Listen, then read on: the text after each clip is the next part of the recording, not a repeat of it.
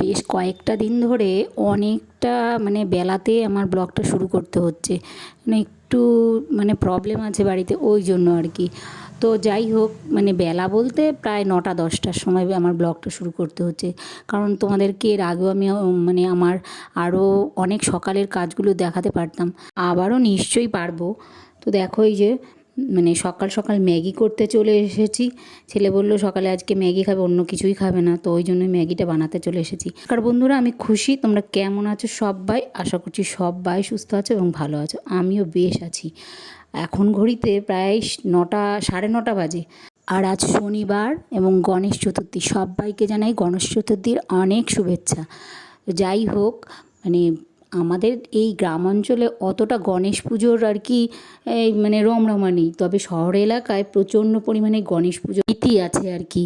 তো ওখানে শহরের দিকে প্রচুর গণেশ পুজো হয়, আমাদের এখানে যেটা হয় না। আর দেখো, কথা বলতে বলতে তোমাদের সঙ্গে আমি ওর ম্যাগিটা হয়ে গেছে, ম্যাগিটাও দিয়ে এলাম, স্যুপ মতো আর কি করেছি, আর এইদিকে আমি ছাতুও খেয়ে নিলাম।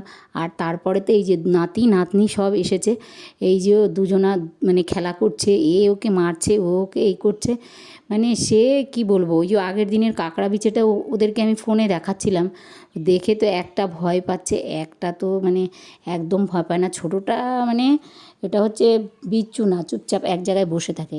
ওটা খেয়ে দিয়ে এসেছে, ওটার আবার পেয়েছে ঘুম। তো যাই হোক, দেখো ওদের সঙ্গে খেলা করলাম। আর তেমন কিছু আজকে রান্নাবান্না তোমাদের সঙ্গে দুপুরের কিছুই শেয়ার করলাম না, কেননা অল্প কিছু রান্নাবান্না করেছি, সোয়াবিন তরকারি আর ডাল আর একটা বেগুন ভাজা, এই করেছিলাম, তো ওই জন্য আর তোমাদের সঙ্গে কিছুই শেয়ার করা হয়নি।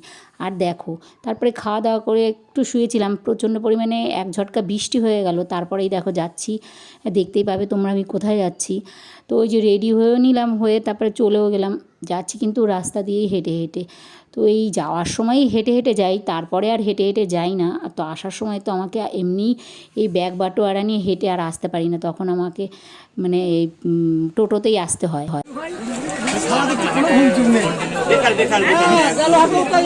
এই আলুটা কি হবে, এই আলুটা কি হবে দেখ, এটাই বা কি কত দেখ। ও দেখ সেই আলুটা, এই আলুটা কত জানো? ওটা 32 টাকা। 32। আর তারপরেরটা কত আছে? এটা তোমার না 36 টাকা। আর কি? কুড়ি আর আছে। আচ্ছা আচ্ছা, আর ওইগুলো 20 আর 60 আর তোমার 40 20 60 60 আর ওই যে আছে তোমার কত? আলু কত? আমি টাকা। ভালো করে জুতজাত করে নে। ওইটাই তো বলছি। থাক বসে 9টা পর্যন্ত। সেটাই তো বললাম, বৃষ্টিটা না হলেই হয়।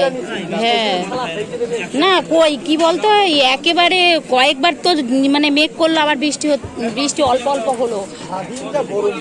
বাবা অসম্ভব গরম। না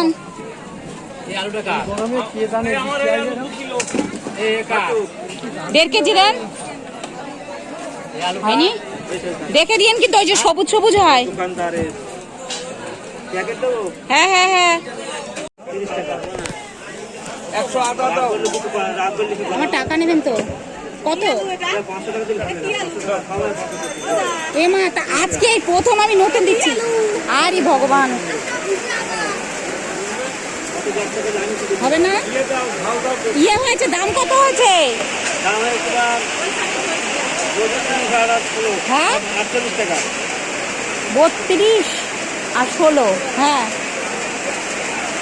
2 টাকা আমি দিচ্ছি, 50 টাকার হিসাব করে দিয়ে দেন, আমি 2 টাকা দিচ্ছি।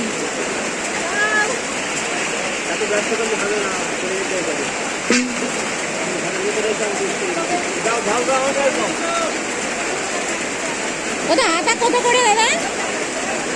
আদা 15। আর রসুন? বাবা রসুন দেন তো 3-4টে।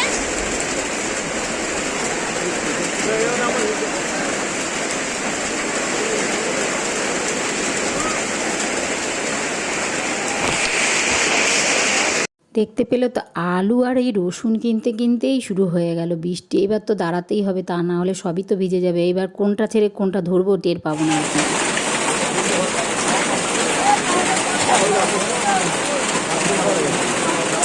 কানা এটা বেচে, বেচে 2টো বেগুন দেন দেখি। কালো খাবে, আমার ছেলে ওই ইয়ে খাবে না, সাদা বেগুন খেতে পছন্দ করে না। একটু দেখে দিয়ে নরম, তো কানা বেরোবে, একটু কম নেন, কানা যখন হবে বলছেন। দুটো দেন, এতগুলো আমি কি করব? হ্যাঁ, অন্যটা থেকে কেটে দেন। ওলটা দেখে মনে হচ্ছে ভালো হবে, কারণ এক জায়গা থেকে কেটেছেন আর এক জায়গা থেকে চলে গেছে। 20 টাকা, 24 টাকা, 20 টাকাই নেবেন। ওই হাতেরটাই দেন, 20 টাকা নেন। এই এরম করেন না, এই জন্যই। আর কুমড়ো কত করে? না আমি কুমড়ো নেবো না আজকে, না আজকে পুঁই শাকও নেবো না, কুমড়ো নেবো না, আজকে অন্য শাক নেবো।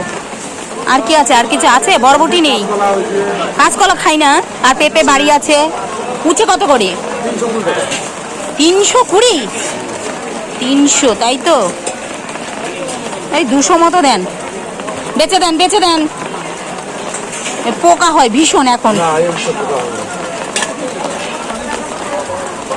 অল্প দিন, বেশি দিন না। হ্যাঁ অল্প।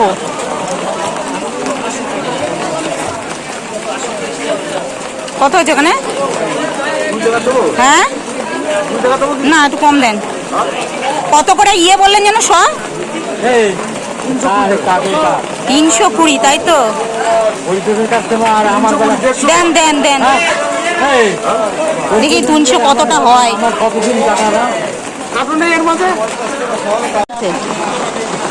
আজকে আবার 420? আমি সবসময় নিই তো ওনার থেকে, এক এক খাটে এক এক রকম। বসবো যে ভয় লাগে, এই যে জল চলে চলে। আমাকেও দেখে নিতে হবে, শক্ত দেখে, নাহলে থাকবে না। ভয় লাগে, জামা টামা সব ভিজে যাবে।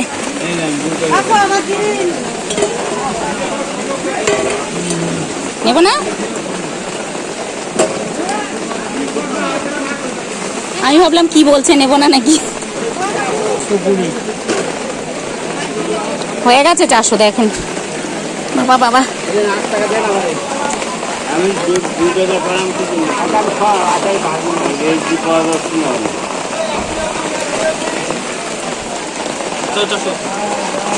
বেশি তুলছি আমরা আজকাল। ইয়ে নেই, প্লাস্টিক নেই, প্লাস্টিকে দেন। দেখো বাজারে গিয়েছিলাম, দেখতেই তো পেয়েছে, বাজার করতে। বাজার হয়ে গেছে এখন, মানে বাড়ি এসে তারপরে আর কি যে জামা টামা চেঞ্জ করে নিয়েছি, এখন রান্নাঘরে যাব। রাতে রুটি আর তরকা হবে, ওটা রান্না করবো, আর একটু আগে চা খাবো। তো চলো, আর কি এনেছি না এনেছি তোমাদের এখন। আমি বাজারের ব্যাগ বাড়ি করিনি, বাজারের ব্যাগ ওখানেই রয়েছে। ওই মুদি বাজারগুলো বার করে রেখেছি, আর সবজি বাজার ওই ব্যাগের মধ্যেই আছে। চলো রান্নাঘরে তোমাদের দেখাই আমি কী কী এনেছি। তো বাজার টাজার করে এসে জামা কাপড় ছেড়ে আগে হাত পা ধুয়ে ঘরে ঢুকে জামাটা চেঞ্জ করেছি, আর বাজারের ব্যাগ ওই রকমই ফেলে রেখেছি। আর ইচ্ছা করছে না আর কি। যাই হোক, টোটোতে তো চলে এসেছি। এই দেখো, আমিও চা খেয়ে নিলাম বিস্কুট দিয়ে, আর ছেলেও চা খেয়ে নিল। আর দেখো কী কী সবজি বাজার করেছি সেটা তোমাদেরকে এই দেখো এখনই দেখাতে বসেছি আর কি। বাঁধাকপি, মূলো শাক, এইটা কি দেখি, শাপলা, আর লাল শাক, টমেটো, কাঠি কচু, চিনি, বেগুন,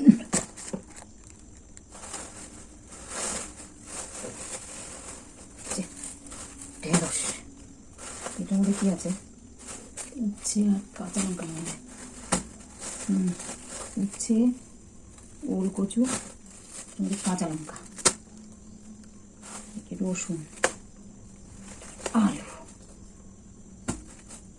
তো তোমরা দেখতেই পেলে, তোমাদের তো সবটা মানে বাজারে গিয়ে তো মানে সরাসরি সবটা দেখানোই হয়নি, তার কারণ এত বৃষ্টি মানে হচ্ছিল, সে মানে ধারণার বাইরে। এত পরিমাণে বৃষ্টি হচ্ছিল বাজারে, এই মানে বৃষ্টিটা কিছুতে থামছিল না। তারপরে ভিজে ভিজে ওইটুকুই বাজার করেছি।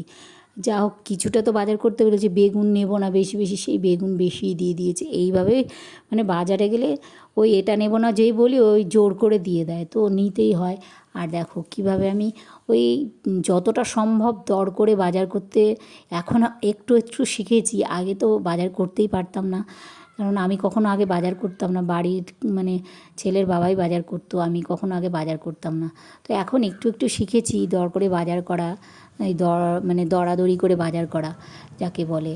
তো আর সকালবেলা বাজারে গেলে সেখানে তো ওই মানে যাকে বলে টোয়া বাজার, ওখানে কোনো বাজার করা যায়ই না, মানে এত জিনিসের দাম।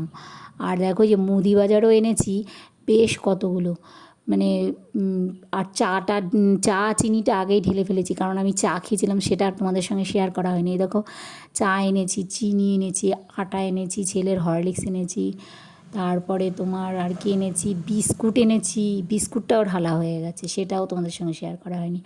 সোয়াবিন এনেছি 1 প্যাকেট, তারপরে এনেছি হচ্ছে লবণ। টাটা নুনটাই যেন না আমরা খাই, এটাতেই রান্নাও করি, এটাই খাওয়া হয়। আর এনেছে এটা কি বলো তো, দেখতেই পাবে, দাঁড়াও একটু ওয়েট করো, কারণ এটা আমি এখন মানে রাখবো, তখনই তোমরা দেখতে পাবে। ওই দেখো আমি মানে রাখবো আর কি, ডিম।